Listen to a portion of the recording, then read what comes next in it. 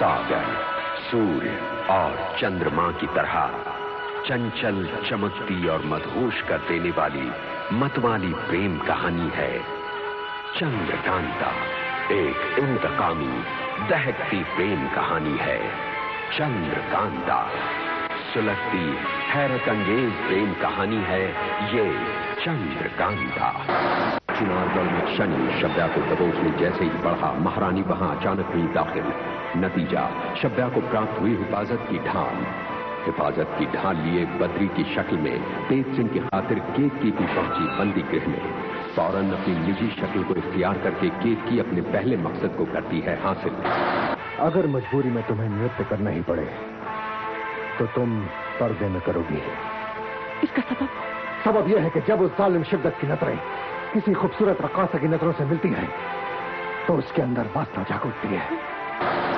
ये बेमिसाल हिम्मत और केतकी का प्यार, जो तेज सिंह को रिहा करने के लिए है बेचैन, एक बार बदकिस्मती से फिर से होता है मजबूर। बोल, कौन था वो यार कि मेरा रूप धारण करके यहाँ दाखिल हुआ है? यहाँ कोई नहीं आया था। कुंदन सिंह। जी बद्रीनाथ जी। कुंदन सिंह, पहरे दुगने कर दो, सारे ताले बदल डालो। अचानक केतकी के मकसद को नाकाम करने आया एक ठोस गवाह बद्रीनाथ के हाथ, जो केतकी के बंदी गृह में मौजूद होने का दे रहा है खुलासा बयान। ये चीखता बयान बन जाता है शातिब बद्री और पंडित जगन्नाथ के शक और शुबह का गंभीर विषय।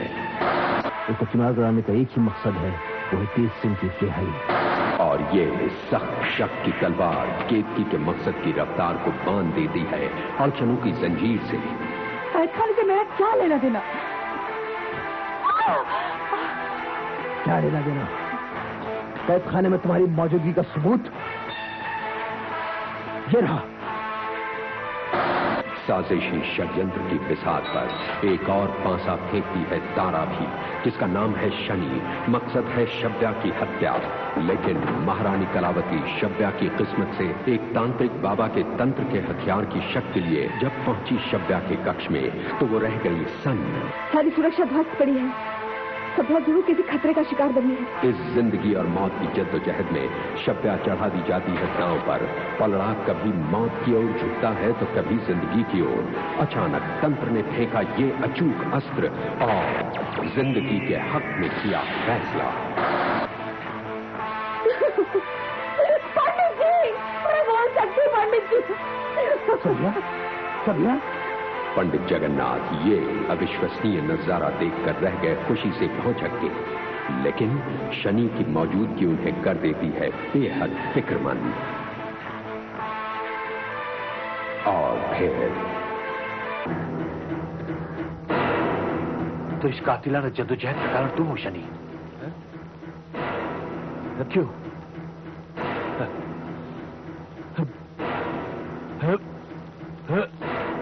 क्या?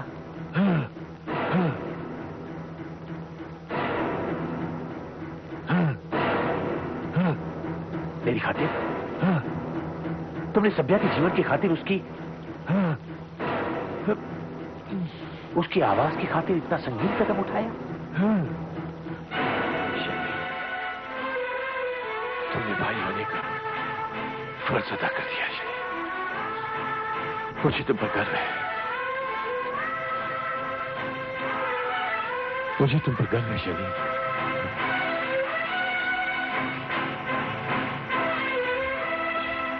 सभ्या,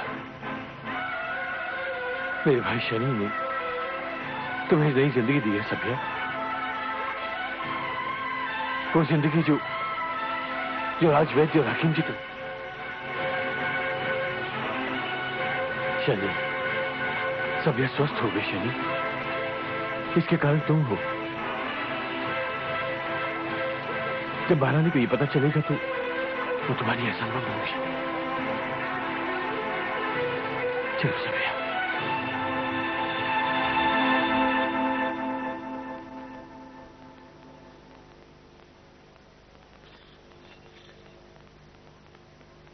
हे देवी माँ, हमारे विश्वास की रक्षा करना, सभ्या को जीवन दान देना माँ। आओ महारानी।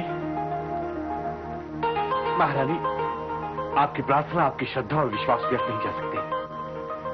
देखिए आपकी प्रार्थना का चमत्कार। देखिए महारानी, सभ्य स्वस्थ हो गई है। ये बोल सकती है, ये चल सकती है महारानी। सभ्या, मेरी बहन, क्या तुम सच में चल सकती हो? क्या तुम खुद यहाँ तक चल कर आई हो? क्या तुम बोल भी सकती हो? हाँ महारानी। सभ्या,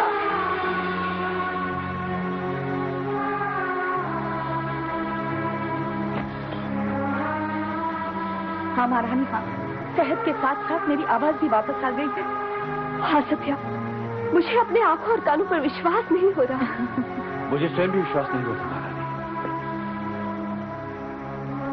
जो कुछ भी हुआ है वो एक अनहोना करिश्मा है, एक अविश्वसनीय हकीकत है। महारानी, पूजा, प्रार्थना और आत्मा की सच्ची आवाज की शक्ति कभी व्यर्थ नहीं जाती। अच्छाई हमेशा जीतती है, बुराई हमेशा हारती है महारानी। चंद्रकांता की कहानी ये माना है पुरानी, नौगढ़ विजयगढ़ में थी तकरार, नौगढ़ कथा जो राजकुमार चंद्रकांता से करता था प्यार, चंद्रकांता से करता था प्यार। एक अधमरी शनि, हार कर तुमने इतना बड़ा मौका गंवा दिया। सभ्या को मौत देने गए थे, जिंदगी दे दी। ये जुबान दे दी उसे जिसका इस्तेमाल करके वो कभी भी मेरे लिए मौत का फरमान जारी करवा देगी। तुम्हारी इस नाकामयाबी ने मेरी आकांक्षाओं को हकीकत में बदलने से पहले मिट्टी में मिला दिया। तारा, ये महज एक इत्तेफाक की बात है, वरना शनि ने अपने काम में कोई कमी नहीं रखी, किसी किस्म की कसर नहीं छोड़ी।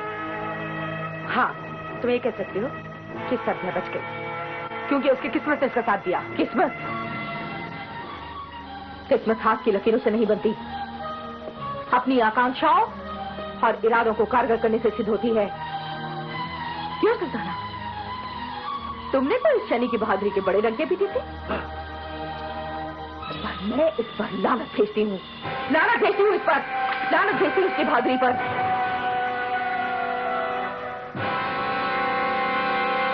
लानत है कि एक अधमरी औरत को भी ये नहीं मार सकता। तारा, अपने गुस्से और अल्फाजों पर काबू रखो, वरना क्या?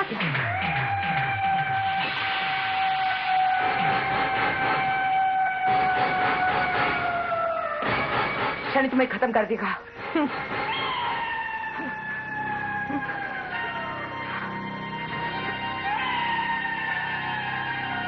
शनि, मेरी खातिर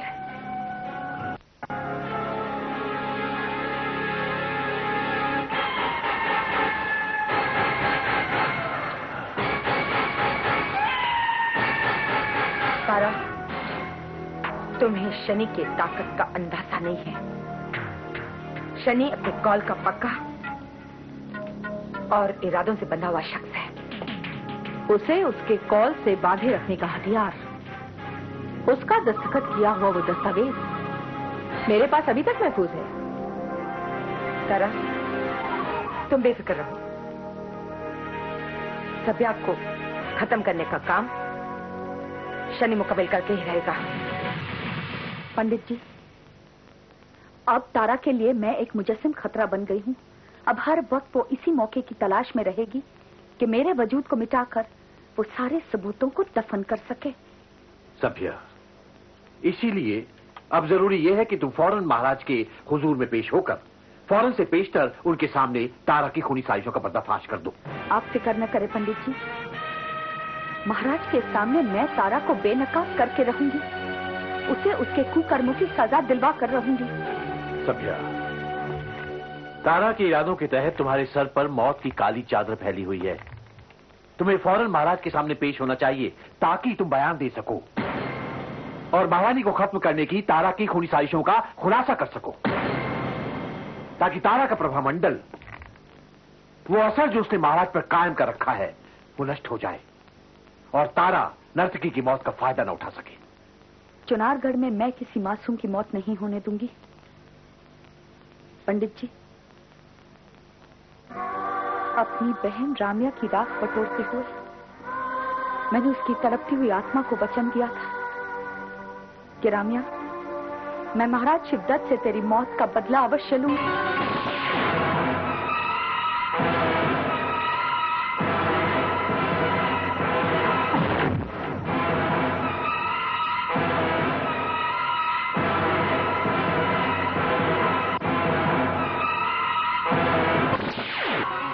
लेकिन महारानी कलावती के सुहाग और खुशियों की खातिर मैंने अपनी प्रतिज्ञा पर अमल नहीं किया। ये हमें मालूम है सभ्या, मालूम है। लेकिन अब फिर उसी वहशत और जुनून का इतिहास दोहराया जाए, मेरी बहन रामिया की तरह एक और नर्तकी विश्व पुरुष महाराज शिवदत्त के हाथों मारी जाए, ये मुझे कतई मंजूर नहीं मंजूर मुझे। पंडित जी, मैं आज फिर यही और अभी प्रतिज्ञा लेती हूँ कि सभिया के जीते जी चुनारगढ़ में महाराज शिवदत्त के हाथों किसी नर्तकी की मौत नहीं होने दूंगी, नहीं होने दूंगी मैं।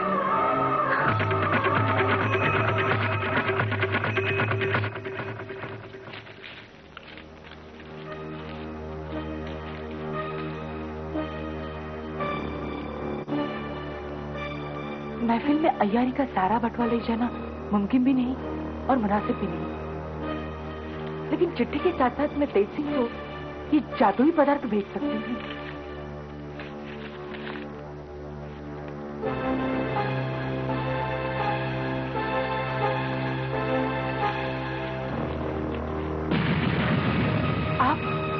आप कौन हैं? मेरा नाम जानने की तुम्हें कोई जरूरत नहीं, बस इतना जान लो कि चुनारगढ़ के खतरों के बीच मैं तुम्हारी खैरियत चाहने वाली एक शुभचिंतक हूं। नर्तकी, मैं तुम्हें आगाह करना चाहती हूं कि महाराज शिवदत्त की महफिलें और रंग महल रास रंग और कला का एक रंगीन महल नहीं, बल्कि नर्तकियों के खून से रंगा हुआ एक हत्याग्रह है। उसी हत्याग्रह में मेरी बहन रामिया की भयानक मौत हो चुकी है। इसलिए अपनी जिंदगी की खातिर याद रखना कि आज की रात तुम अपना नृत्य और गीत समाप्त मत करना, उसे अधूरा ही छोड़ देना, तभी तुम महफूज रह सकती हो। लेकिन एक बात मेरी समझ में नहीं आ रही है, गीत अधूरा छोड़ने से मैं महफूज कैसे रह सकती हूँ? वो होता ये है कि गाने के एक एक अंतरे के उभार के साथ साथ महाराज की वहशत और जुनून जागने लगते हैं। उनकी वहशत और जुनून को खंडित करने का तरीका है कि तुम गाने को खंडित कर दो। गाना अधूरा छोड़कर तुम सिर्फ आज की मोहलत हासिल कर लो। कल महफिल शुरू होने से पहले मैं तुम्हें यहाँ से बाहिफाजत फरार होने का रास्ता बता दूंगी। काश आपकी इस भावना और मदद का मैं फायदा उठा, लेकिन आपके मुताबिक मैं यहाँ से अकेले फरार नहीं हो सकती। क्या तुम्हें अपनी जान प्यारी नहीं है? अपनी जान से ज्यादा मुझे तेज सिंह की जान प्यारी है। उन्हीं की आजादी की खातिर में इतने सारे खतरे उठाकर चुनारगढ़ आई।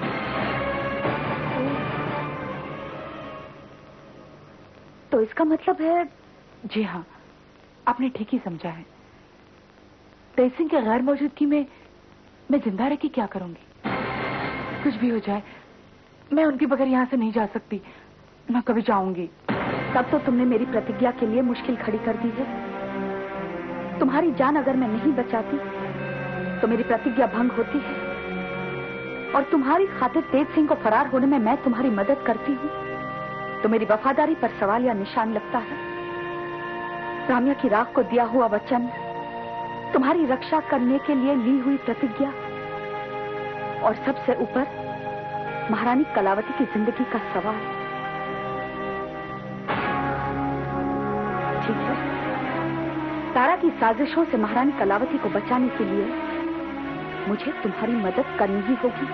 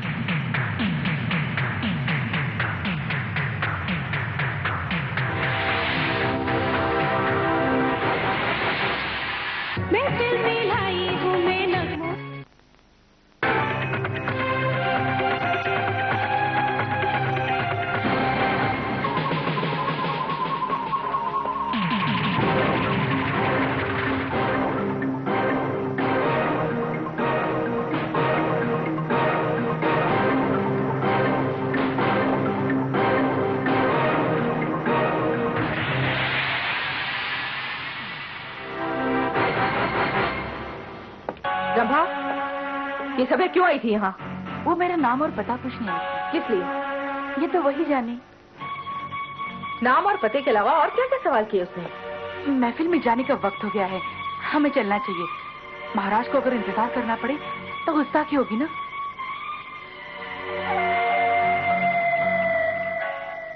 जश्न की शुरुआत की जाए।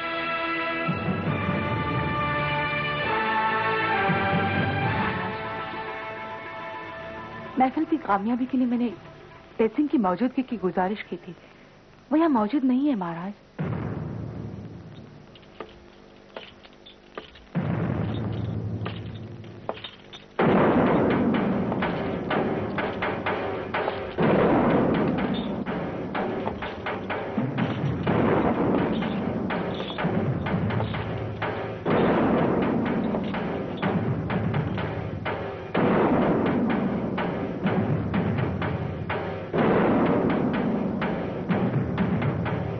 मुझे इस नाच गाने की महफिल में क्यों बुलाया गया है? सवाल पूछने की हिमाकत मत कर। ये घुंघरू तरंग उठा और इस रक्कासा के मुजरे में संगत कर। नहीं, मुझे ये पेशकश मंजूर नहीं। मैं नहीं बजाऊंगा। नहीं बजाओगे तो कोड़ों की मोर से तुम्हारी बची हुई चमड़ी भी उधड़ती जाएगी।